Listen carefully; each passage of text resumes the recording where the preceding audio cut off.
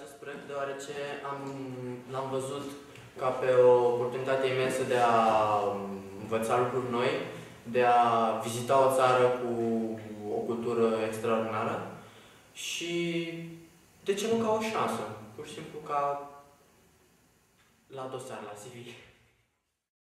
Am ales să particip la acest schimb din simplu fapt că îmi place să călătoresc. Am ales să particip la acest proiect pentru că mi s-a părut o oportunitate bună să exersez limba engleză și să cunosc oameni noi cu culturi diferite. Am ales să particip la acest schimb deoarece am auzit de la colegii din anii anteriori care au participat și la alte schimburi de experiență că este o experiență care trebuie să o faci în viață. Învățăm multe de la partenerii noștri și despre cultura țării în care ne aflăm.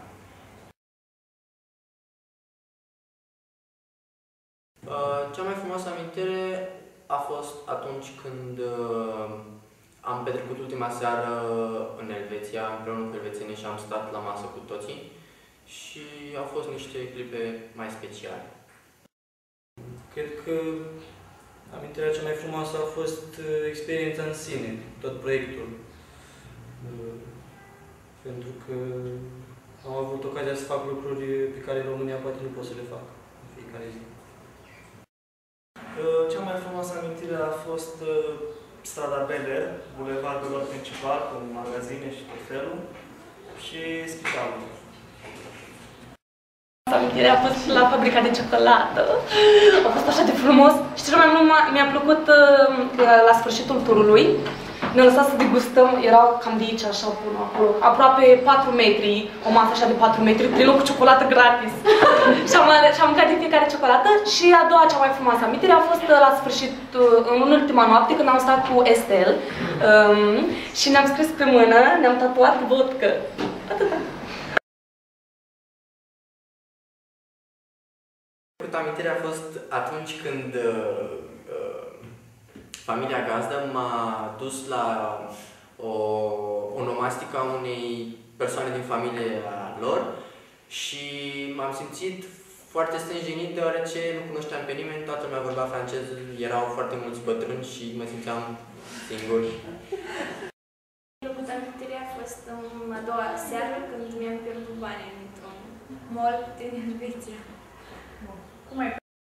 Cea mai neplăcută a fost în ultima zi, în care a trebuit să mă duc să îmi salut partenera la spital din cauza unui accident. Mai ales, tot a fost bun. Plăcută amintire din punctul meu de vedere a fost ziua despărțirii de către partenerii noștri elvețieni.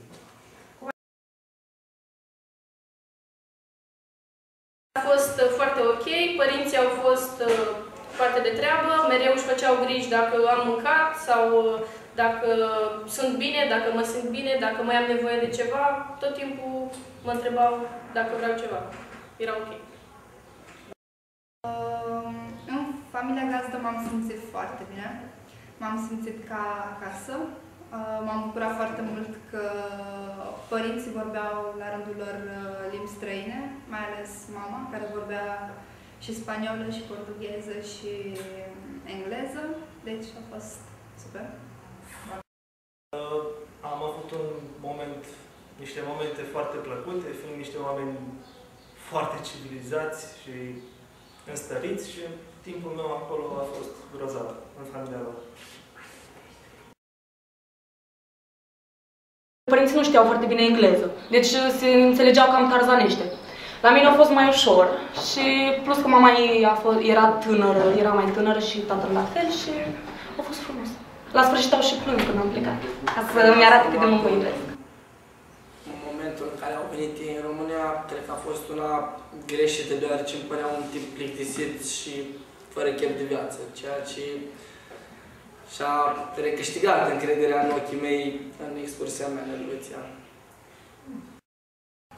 Nu, am fost plăcut impresionată de partenerii pe care i-am întâlnit.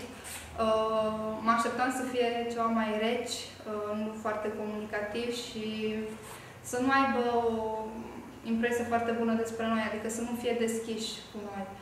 În schimb, s-au arătat foarte primitori și înțelegători și au fost ceva care merită. Nu. Am rămas cu aceeași părere despre el, deoarece am avut o relație apropiată de prietenie cu el și mi-a rămas aceeași, încă de la început. Nu prea mă înțelegeam, mai bine zis, am început să nu o suport, dar când m-am dus acolo, când am fost acolo, prima reacție a fost de când nu te-am mai văzut. Și mi-a plăcut atât de mult și cum m-a primit și totul, absolut totul, de la A la Z, a fost perfect. Și mie mi-a dat să mănânc.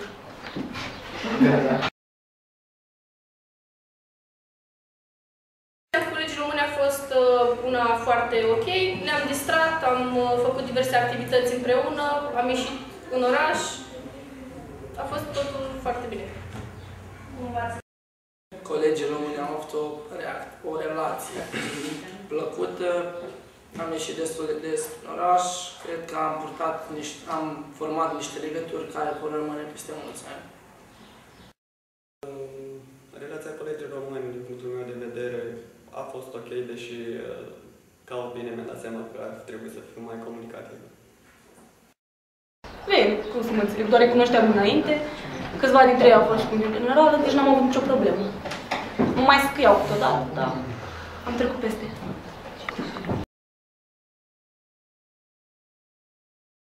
Treaba mea a fost foarte de treabă, am făcut diverse lucruri împreună, am mai avut și mici conflicte, dar asta s-a rezolvat pe parcurs.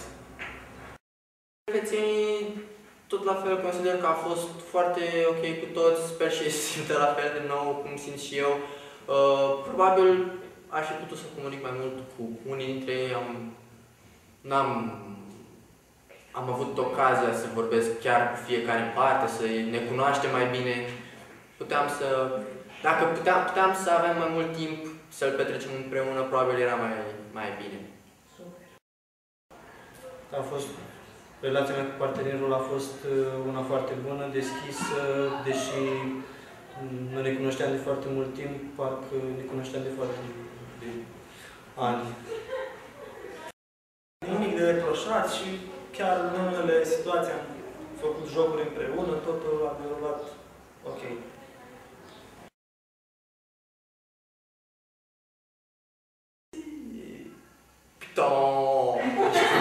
Lung și spus de mai multe ori. În rest, cam atât, în afară de ceea ce am învățat la clasă, nimic nou.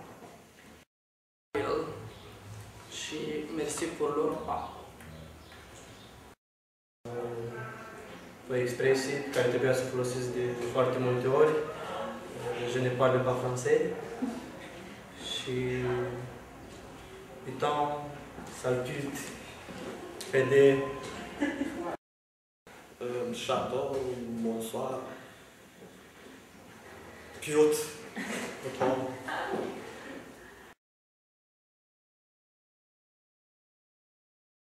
Cel mai mult m-a impresionat clădirile ONU, pentru că sunt foarte pline de istorie și de oameni importanți. Locul care mi-a impresionat cel mai mult a fost fabrica de ciocolată Căile. Mi-a plăcut foarte mult că la sfârșit am putut să gust din fiecare ciocolată și am primit suvenirul ciocolată care nici nu era de vânzare, n-am găsit-o.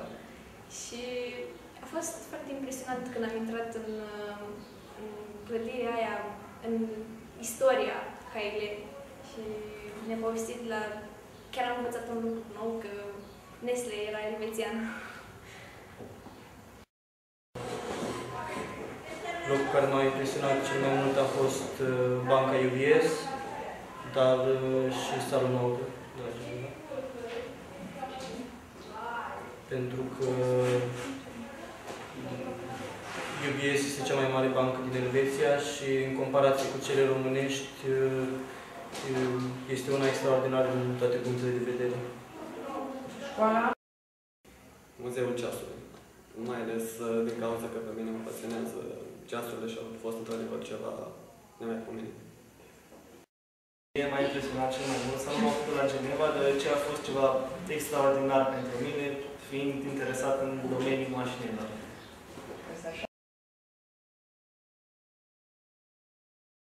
Pe care am vizitat-o mi-a făcut o impresie foarte bună, deoarece este mult mai dezvoltată față de școala noastră. Profesorii sunt altfel și materiile pe care le practică la școală sunt mult mai pe înțelesul elevilor, iar sălile de clasă sunt mai dezvoltate și sunt mai mari și cu o tehnologie mai performantă, iar orele de curs se desfășoară foarte lejer. Nu sunt stresante. Școala foarte frumoasă, foarte mare, toate adjectivele sunt la superlativ. Pot să spun că arăta mai bine decât mall-ul nostru. Ce altă comparație mai bună de atât poate face. M-a lăsat fără cuvinte. Adică școala era... N-am cuvinte. Parcă era din filme. Era pur și simplu ceva ce n-aș fi văzut niciodată în România. Trebuia să mă aștept la asemenea școală, deoarece era construită în 2008 și a fost construită cu mulțime de bani și s-a ridicat la nivelul Elveției, așa o școală.